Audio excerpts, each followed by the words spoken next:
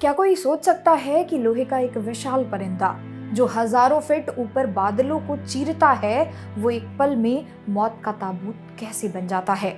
आज सुबह महाराष्ट्र ने सियासत का वो काला सूरज देखा जिसकी भरपाई दशकों तक नहीं होगी। मुंबई से बारामती की वो चंद मिनटों की उड़ान आज एक कभी न खत्म होने वाले इंतजार में बदल गई।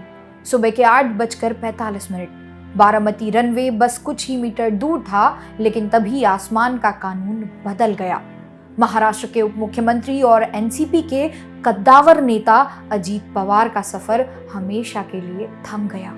लेकिन ये सवाल सिर्फ एक जान जाने का नहीं, सवाल उन मशीनों का है जिन्हें हम अचूक मानते हैं। आखिर एक उड़ता हुआ विमान अचानक आग का गोला क्यों बन जाता है? इंजन फेलियर की वो कौन सी डरावनी स्थिति होती है जब करोड़ों की तकनीक बेबस हो जाती है? क्या यह मैकेनिकल फेल्योर है या ह्यूमन एरर?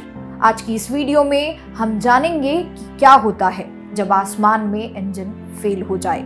इसके साथ ही ये भी जानेंगे कि इमरजेंसी लैंडिंग के दौरान पायलट के सामने कौन कौन सी चुनौतियां होती हैं। दोस्तों, कल्पना कीजिए आप 35,000 फीट की ऊंचाई पर हैं और अचानक पायलट की आवाज आती है, ब्रेस फॉर इम्पैक्ट। आपके रोंगटे खड़े हो जाते हैं।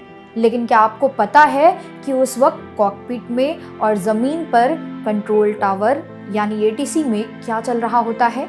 इमरजेंसी लैंडिंग सिर्फ एक हादसा नहीं, बल्कि विज्ञान और इंसानी सूझबूझ की एक जबरदस्त लड़ाई है।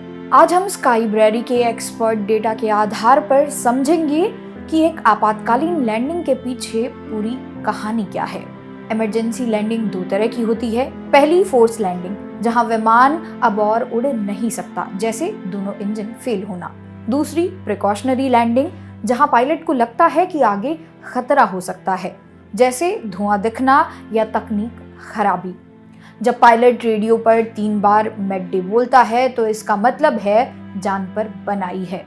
अगर वो 2 बार पेन बोलता है, इसका मतलब है स्थिति गंभीर है, पर अभी जान का तुरंत खतरा नहीं है। इन शब्दों के बोलते ही पूरे आसमान का ट्रैफिक रोक दिया जाता है। जैसे ही इमरजेंसी घोषित होती है, जमीन पर बैठा कंट्रोलर पायलट का सबसे बड़ा दोस्त बन जाता है। स्काईब्रेरी के मुताबिक एटीसी का काम 3 शब्दों में सिमटा हुआ है: असिस्ट, अलर्ट और गाइड। एटीसी उस रनवे को खाली करवा देता है जहां विमान आने वाला होता है। फायर ब्रिगेड, एम्बुलेंस और पुलिस को रनवे के पास तैनात कर दिया जाता है। एटीसी पायलट को बताता है कि सबसे नजदीकी एयरपोर्ट कौन सा है और वहां का मौसम कैसा है। पायलट के 3 नियम हैं: एविएट, नेविगेट और कम्युनिकेट। एविएट, सबसे पहले विमान को उड़ता हुआ रखना, चाहे इंजन बंद हो या उसे ग्लाइड करना। दूसरा नेविगेट, सही दिशा चुनना। और तीसरा कम्युनिकेट, सबसे आखिरी में बात करना। पायलट को फ्यूल डंपिंग भी करनी पड़ सकती है। भारी विमान लैंडिंग के वक्त टूट सकता है, इसलिए एक्स्ट्रा पेट्रोल आसमान में ही गिरा दिया जाता है ताकि विमान हल्का हो जाए और आग लगने का खतरा कम हो। डिचिंग यानी पानी पर लैंडिंग, यह सबसे मुश्किल काम है क्योंकि पानी पत्थर जैसा सख्त महसूस होता है।